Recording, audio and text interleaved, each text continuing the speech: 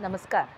Institute of योग पुणेतर्फे मी doctor Vidula विश्वास तुमचं सगळ्यांचं नवरात्रीचं जागर या कार्यशाळेमध्ये स्वागत करते. नेहमी आपण ओंकाराने सुरुवात करतो आणि सर्वमंगल मांगल्ये हा देवीचा श्लोक म्हणतो, त्याप्रमाणे सुरुवात करूया.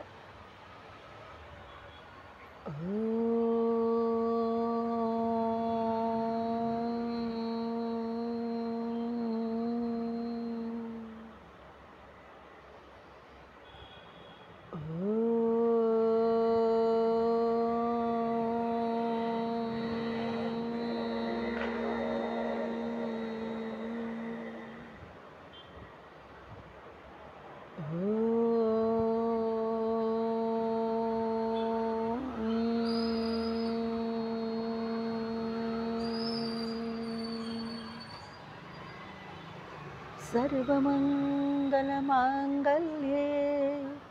शिवे सर्वार्थसाधिके शरण्ये त्र्यंबके गौरी नारायणी नमोस्तुते. ओम शांती शांती शांती. दोन्ही हात छान एकमेकांवरती रब करा आणि ही ऊर्जा तुमच्या संपूर्ण शरीराला द्या. परत एकदा दोन्ही हात रब करा आणि डोळ्यांवरती ठेवा. छान ऊर्जा तुमच्या डोळ्यांनी मिळू देत. आज अश्विन शुद्ध तृतीया म्हणजेच घटाची तिसरी माळ. याची शक्ती आहे माता चंद्रघंटा. ही कुठे आहे तर आपल्या मणिपूर चक्रामध्ये आहे. मणिपूर चक्र म्हणजेच नाभीस्थित, नाभीच्या पाठीमागे असलेलं प्राणमय कोशामधलं हे चक्र. आणि हे सुंदर चक्र पिवळ्या रंगाचं आहे. सोलर प्लेक्सस असंही त्याला म्हटलं जातं. जेव्हा आईच्या गर्भातून आपण बाहेर पडलो तेव्हा इथून सगळ्या जगाशी कनेक्ट झालो आणि त्यामुळेही त्याला अत्यंत महत्त्व आहे. इथे परावाणी आहे म्हणूनही त्याला महत्त्व आहे. तर अशा ठिकाणी या सुंदर शीतल कल्याणकारी 10 हात असलेल्या आणि सिंहावरती व्याघ्रावरती काही ठिकाणी बसलेली दाखवली आहे अशी ही चंद्रघंटा माता. तिच्यापर्यंत पोहोचण्याचा प्रयत्न करूयात. त्या शक्तीपर्यंत पोहोचण्याचा प्रयत्न करूयात. तेवढ्यासाठी मणिपूर चक्र ज्याचं तत्व आहे अग्नितत्व. बघा, आपल्या प्रत्येक पेशीमध्ये हे अग्नितत्व आहे. पंचमहाभूतांपैकी अग्नी ही देवता अशी आहे की तिला आपण हविर्भाग दिला तर ती तो देवांपर्यंत पोहोचवते. किंबहुना अग्नीने स्वीकारलेला हविर्भावच देव स्वीकार करू शकतात. म्हणून आपण यजन म्हणजे यज्ञ करतो आणि तेव्हा आहुती देतो, ते तेवढ्यासाठी देतो. इतकं ह्या तत्वाला महत्त्व आहे. याच्यावरून या चंद्रघंटा मातेला किती महत्त्व आहे हे तुम्हाला कळलं असेल. तिची निर्मिती कशी झाली, तिची कशासाठी, याचं जी पौराणिक गोष्ट आहे ती आपण नंतर बघूयात. आता मणिपूर चक्रापर्यंत जायचं कसं. नेहमीसारखं संथ श्वास घ्यायचा, संथ निश्वास सोडायचा, डोळे बंद करायचे. तुमच्या श्वासाबरोबर तुमच्या हृदयामध्ये जाऊन शुद्ध रक्ताबरोबर हृदय जे सगळीकडे रक्त प्रवाही करतंय त्या रक्ताबरोबर तुमच्या मानेच्या मणक्यातनं सावकाश खाली खाली येत तुमच्या नाभीच्या पाठीमागे हे जे मणिपूर चक्र आहे आत्ताच सांगितल्याप्रमाणे पिवळ्या रंगाचं आणि सुंदर 10 पाकळ्यांचं. 10 पाकळे आपल्याला काय सांगतात तर पंच ज्ञानेंद्रिय आणि पंच कर्मेंद्रिय याबद्दल सांगतात. म्हणजेच तुम्हाला आता कळलं असेल की या सगळ्यासाठी ज्ञानेंद्रिय कर्मेंद्रियांसाठी ऊर्जा लागते आणि ती ऊर्जा ही मा चंद्रघंटा शक्ती देते. इथे मणिपूर चक्राच्या देवता आहेत माता महालक्ष्मी आणि श्री महाविष्णू. त्यांच्या नावावरूनच तुम्हाला कळलं असेल की पोट भरल्याशिवाय डोकं विचार करत नाही आणि या दोघांना शक्ती देणारी अशी ही माता चंद्रघंटा. इथपर्यंत मणिपूर चक्रापर्यंत प्रवाही होत आलोय तर याचा बीजमंत्र म्हणूयात. मणिपूर चक्राचा बीजमंत्र आहे रम. म्हणून तर आपण कोविड जेव्हा चालू होतं तेव्हा सगळ्यांनी रामरक्षा म्हटली. किती वेळेला त्याच्यामध्ये र आला हे तुम्हाला प्रत्येकाला माहिती आहे. आणि अर्थातच हा रम हा बीजमंत्र सगळ्या भीती, सगळ्या शंका कुशंका सगळं दूर करतो. या बीजमंत्राचा जप आपण 5 वेळा करूयात. रम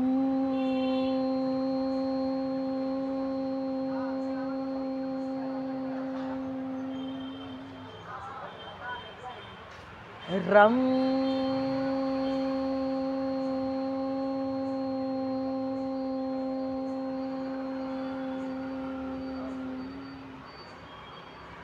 रम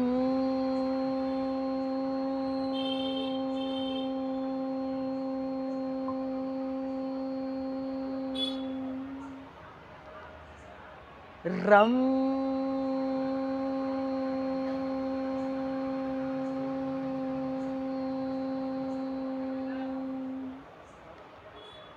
रम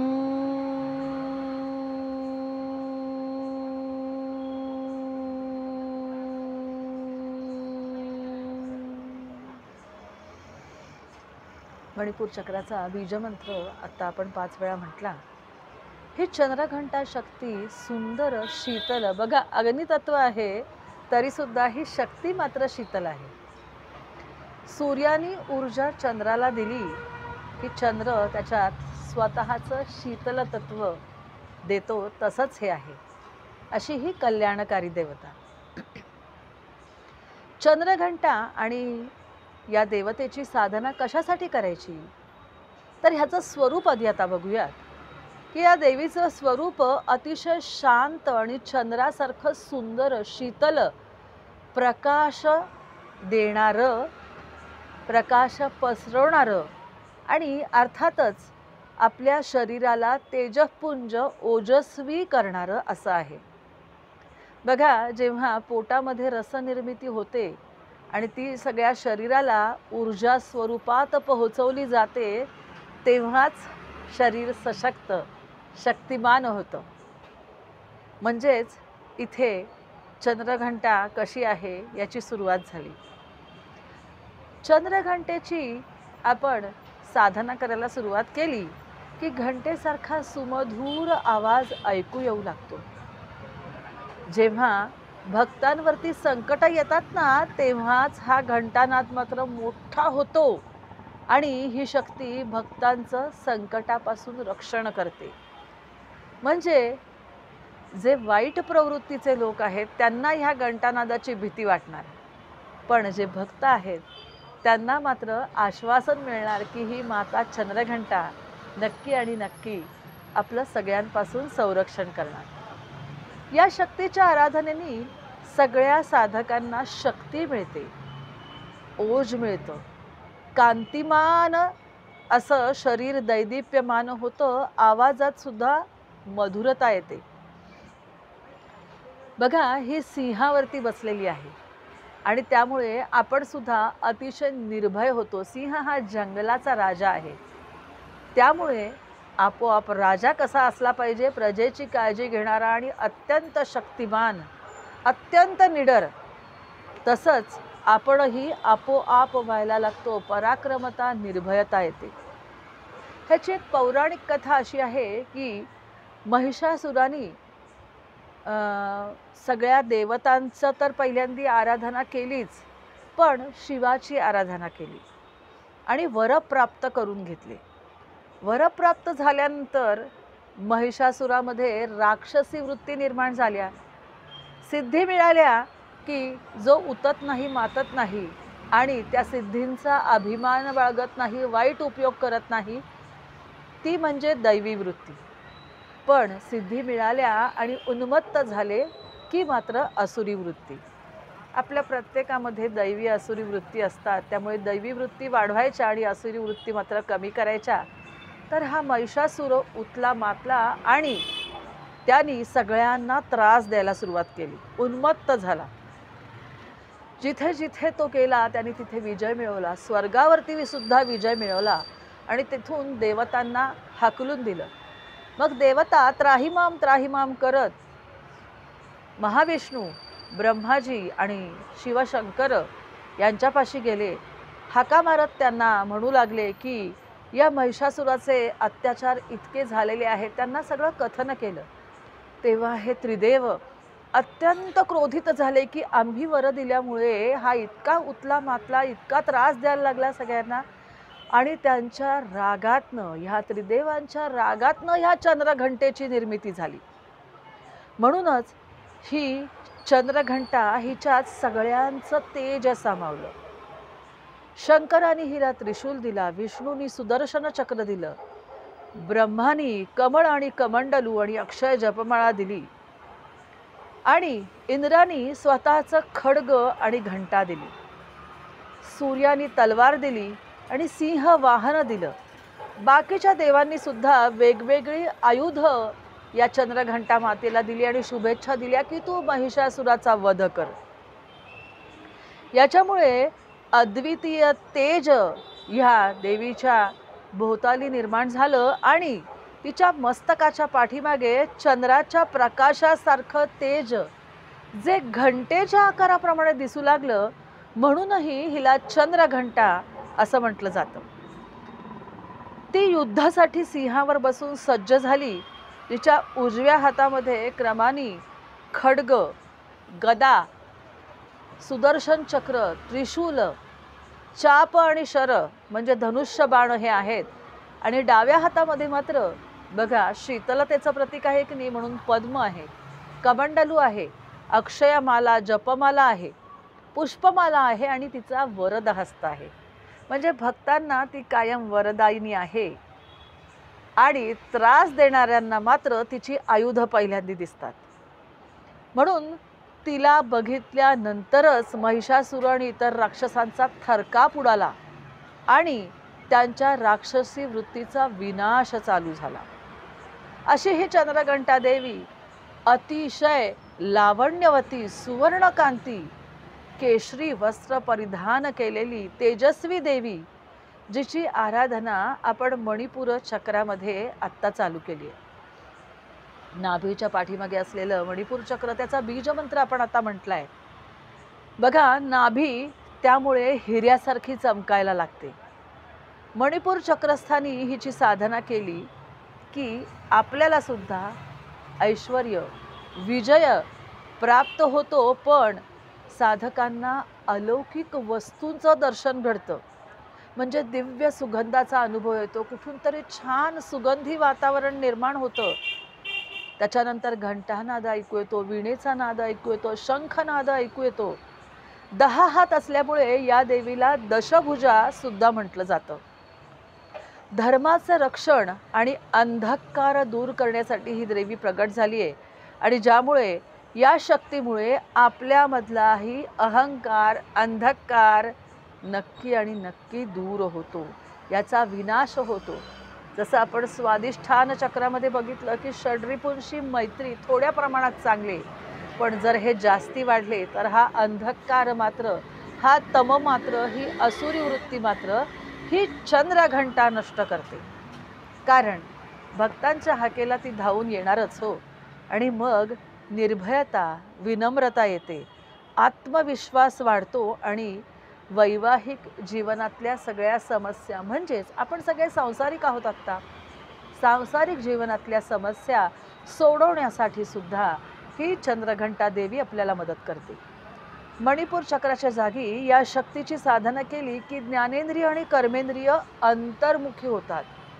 जी बहिर्मुखी आहेत ना, म्हणजेच आपण आपल्या आत्मतत्वाकडे प्रवेश करायला लागतो. म्हणजे स्थूलतेने सूक्ष्म तत्वाकडे जायला लागतो.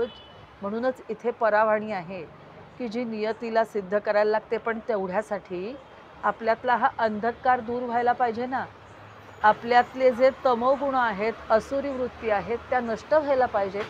आणि तेवढ्यासाठी ही मा चंद्रघंटा आपल्या सगळ्यांना सहाय्यकारी होते, साधकाला आत्मोन्नतीकडे नेते. आणि या देवीचं जे तत्व आहे ते अग्नितत्व आहे, त्यामुळे ते अंधकाराचा नाश करतं. जिथे अग्नी आहे तिथे अंधकार होऊच शकत नाही, असूच शकत नाही. म्हणून तर इथे आपले इंटेस्टाईन किंवा बाकीच्या सगळ्या ज्या ग्लँड्स पोटामध्ये आहेत, म्हणजे स्वादुपिंड आहे, पॅनक्रियाज आहेत, हे सगळं काय करतं बघा, अन्नाचं पचन करतं आणि त्याच्यातला जो कचरा आहे, आपल्याला नको आहे, ते फेकून द्यायला मदत करतं. जसं ते शरीराला मदत करतं, तसंच मनाला, भावनांना, बुद्धीला सुद्धा मदत करतं. परंतु शंका घालवायला मदत करतं, नाश करतं आणि जीवन प्रकाशमान आणि निरोगी करतं. आपल्या आयुष्यातला स्ट्रेस घालवायला नक्की ही चंद्रघंटा देवी आपल्याला मदत करते. कारण मगाशी मी सांगितलं तसं पोट भरलं तर माणूस विचार करतो, रिकाम्या पोटी भांडण करतो. चंद्रघंटा या देवीची आराधना आपण अगदी सोप्या बीजमंत्रांनी करणार आहोत. ओम देवी चंद्रघंटायै नमः. आपण या मंत्रांनी तिची आराधना करणार आहोत आणि मग नंतर बीजमंत्र म्हणणार आहोत नेहमीसारखं. 5 वेळा हा अगदी साधा जप करूयात. ओम देवी चंद्रघंटायै नमो नमः. ओम देवी चंद्रघंटायै नमो नमः. ओम देवी चंद्रघंटायै नमो नमः. ओम देवी चंद्रघंटायै नमो नमः. ओम देवी चंद्रघंटायै नमो नमः. आता याला बीजमंत्र जोडूयात, नवार्णव मंत्र जोडूयात आणि मग हिची साधना करूयात. ओम ऐं ह्रीं क्लीं चामुंडायै विच्चै. ओम चंद्रघंटा देव्यै नमो नमः. ओम ऐं ह्रीं क्लीं चामुंडायै विच्चै. ओम चंद्रघंटा देव्यै नमो नमः. ओम ऐं ह्रीं क्लीं चामुंडायै विच्चै. ओम चंद्रघंटा देव्यै नमो नमः. ओम ऐं ह्रीं क्लीं चामुंडायै विच्चै. ओम चंद्रघंटा देव्यै नमो नमः. ओम ऐं ह्रीं क्लीं चामुंडायै विच्चै. ओम चंद्रघंटा देव्यै नमो नमः. नमो नमः. नमो नमः. आता हिच्या स्तुतीसाठी जो श्लोक आहे तो आपण म्हणूयात.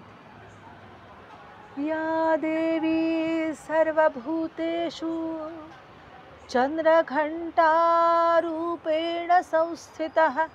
नमस्तस्यै नमस्तस्यै नमस्तस्यै नमो नमः.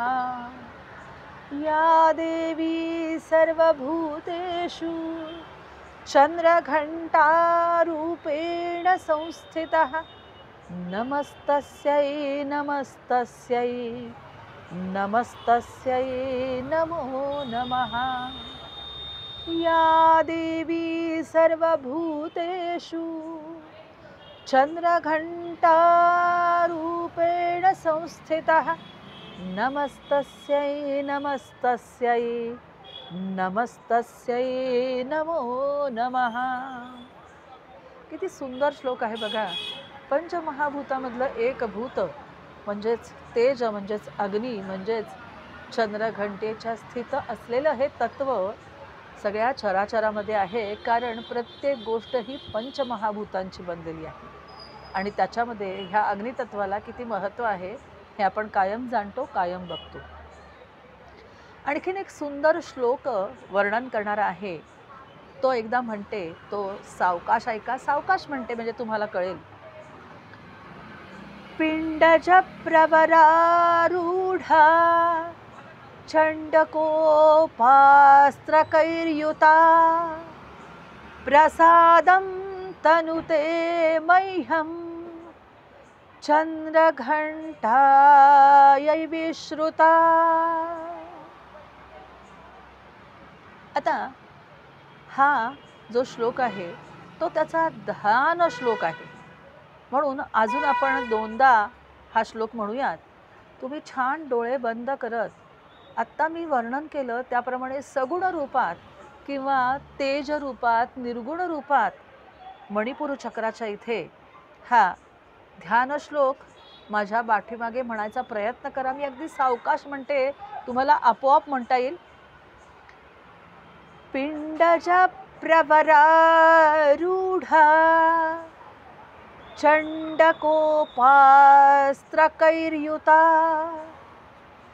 प्रसीदं तनुते मह्यं चंद्रघंटेति विश्रुता.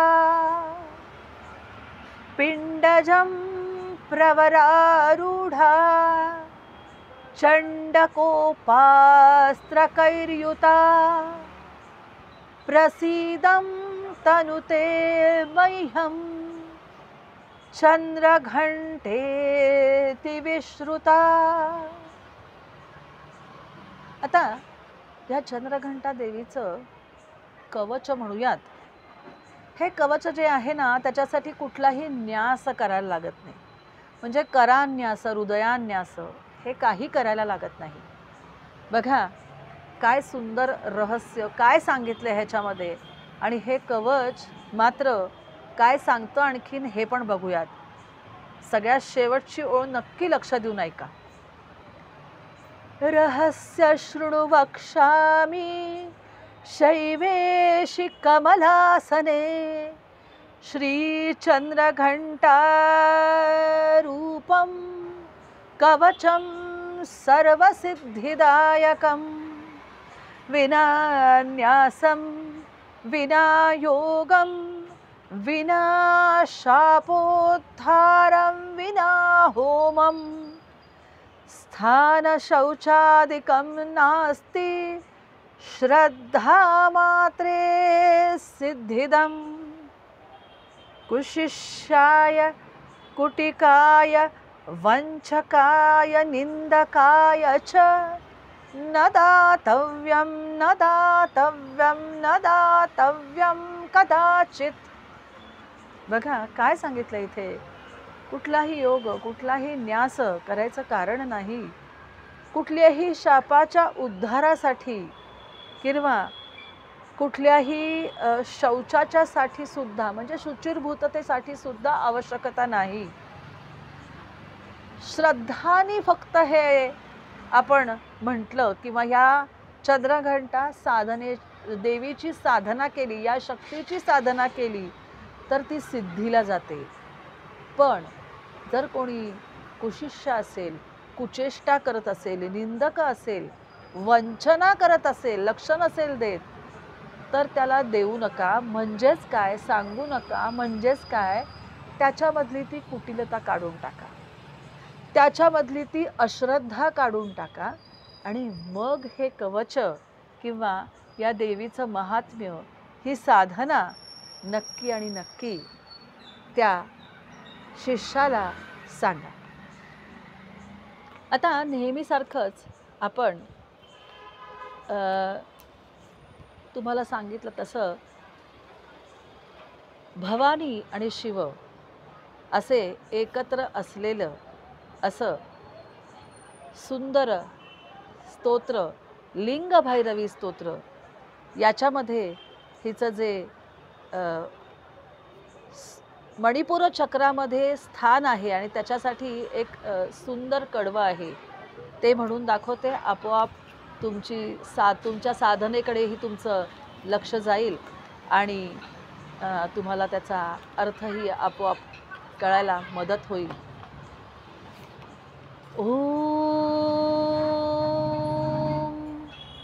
ऐं ह्रीं क्लीं चामुण्डायै विच्चै मा चंद्रघंटा देव्यै नमो नमः. आता लिंगभैरवी स्तोत्रातलं तिचं कडवं म्हणते. लं वं रं यं लिंगभैरवी मणिपुरवासिनी जीवपोषिणी यं ॐ श्री शक्ति वृद्धिदायिनी लोकारक्षिणी लिंगभैरवी लं वं रं यं लिंगभैरवी मणिपुरवासिनी जीवपोषिणी यं ॐ श्री शक्ति वृद्धिदायिनी लोकारक्षिणी लिंगभैरवी लं वं रं यं लिंगभैरवी मणिपुरवासिनी जीवपोषिणी यं ॐ श्री शक्ति वृद्धिदायिनी लोकारक्षिणी लिंगभैरवी लिंगभैरवी लिंगभैरवी नमो नमः नमो नमः नमो नमः. नेहमीसारखंच हे सगळं साधना करता करता, जागरण करता करता एक सुंदर काव्य हे कुलस्वामिनी अंबाबाईसाठी आहे, ते ऐकूयात.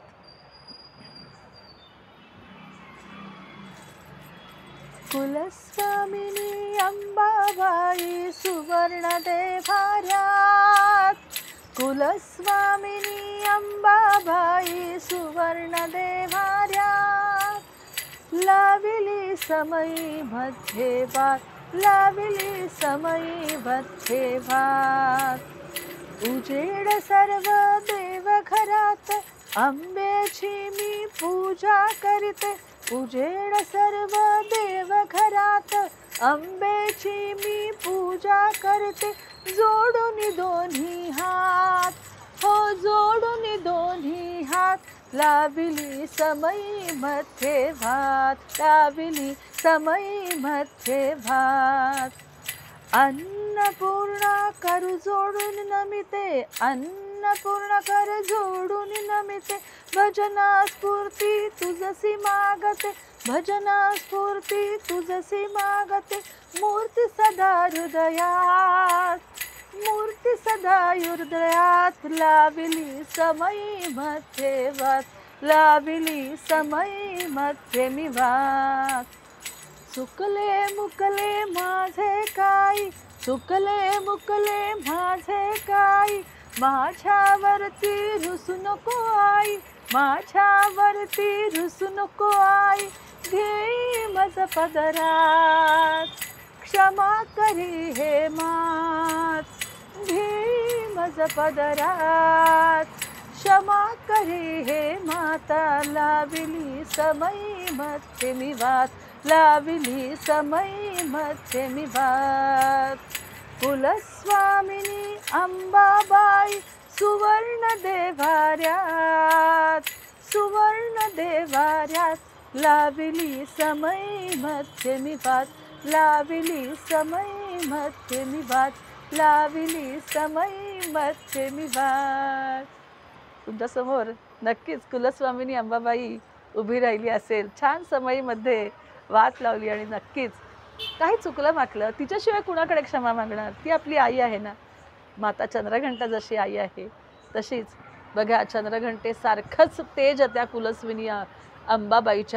कुलस्वामिनी अंबाबाईच्या पाठीमागे तुम्हाला नक्की दिसतं. तिची प्रभावळ इतकी सुंदर आहे, नक्की तुमच्या डोळ्यासमोर तिचं सगुण रूप तरी नक्की साकार झालं असेल.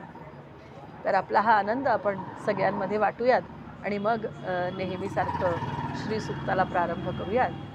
सर्वे भवन्तु सुखिनः म्हणूयात. ओम सर्वे भवन्तु सुखिनः, सर्वे सन्तु निरामयाः, सर्वे भद्राणि पश्यन्तु, मा कश्चित् दुःखभाग् भवेत्. ओम शांति शांति शांती.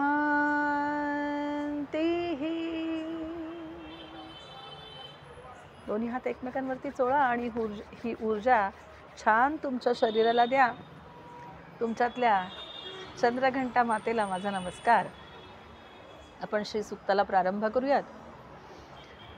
हरिः ओम हिरण्यवर्णां हरिणीं सुवर्णरजतस्रजां चन्द्रां हिरणमयीं लक्ष्मीं जातवेदो म आवह, ताम आवह जातवेदो लक्ष्मीं मनपगामिनीं, यस्यां हिरण्यं विन्देयं गामश्वं पुरुषानहम्, अश्वपूर्वां रथमध्यां हस्तिनादप्रबोधिनीं, श्रियं देवीमुपौहये श्रीमार्देवी जुषतां, कांसोस्मितां हिरण्यं प्राकारां आर्द्रां ज्वलन्तीं तृप्तां तर्पयन्तीं, पद्मे स्थितां पद्मवर्णां तामिहोपौहये श्रियं,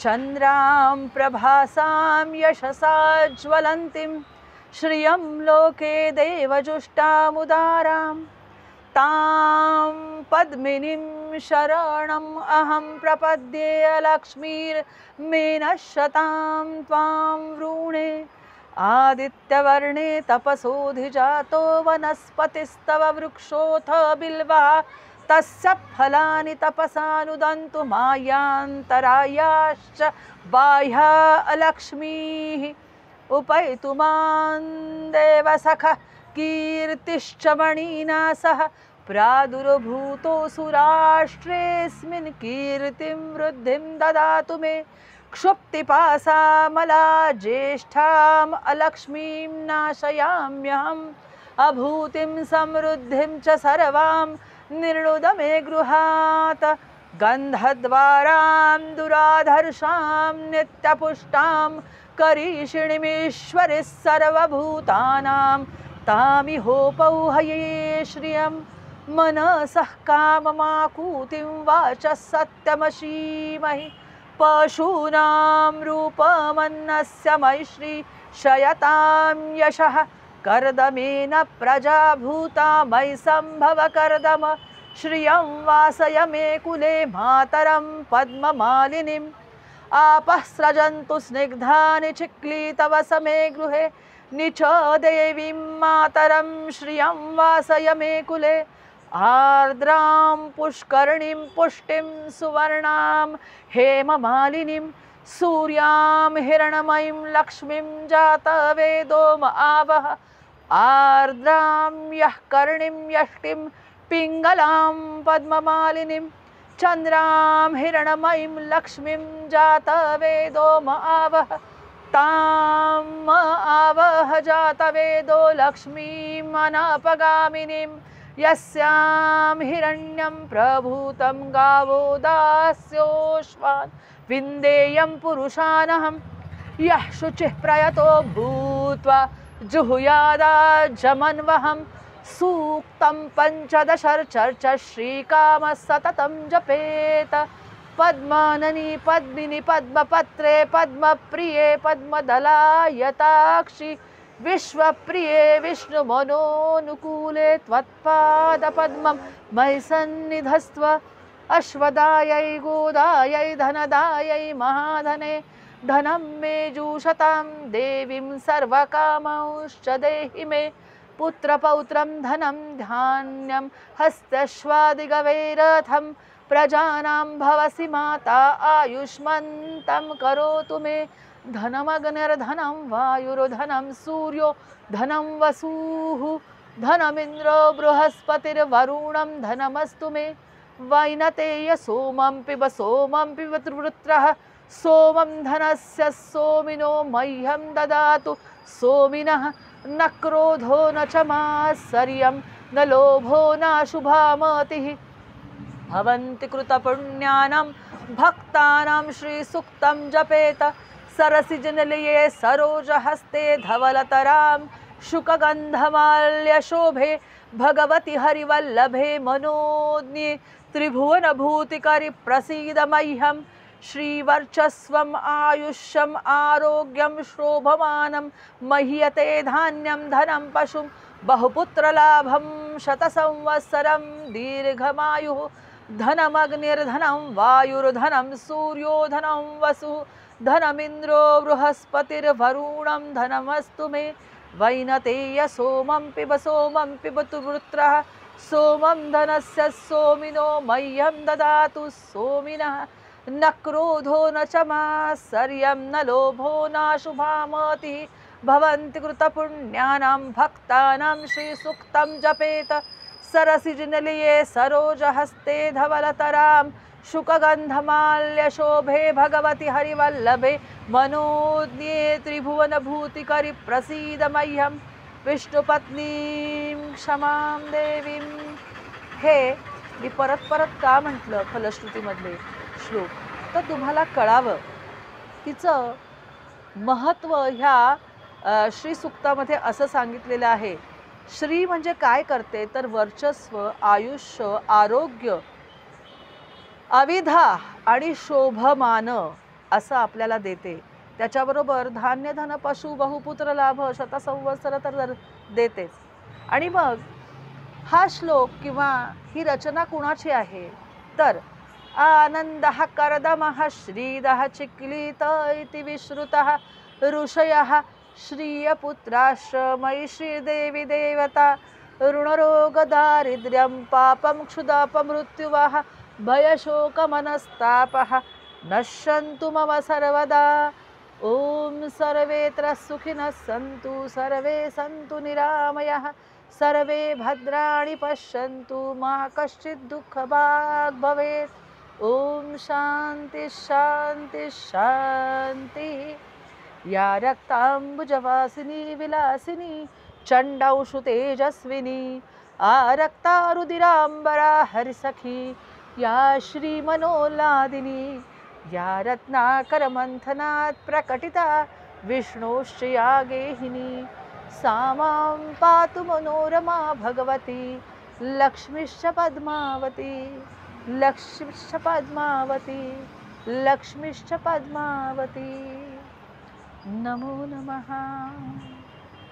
तुमच्यामधल्या माता चंद्रघंटेला माझा नमस्कार.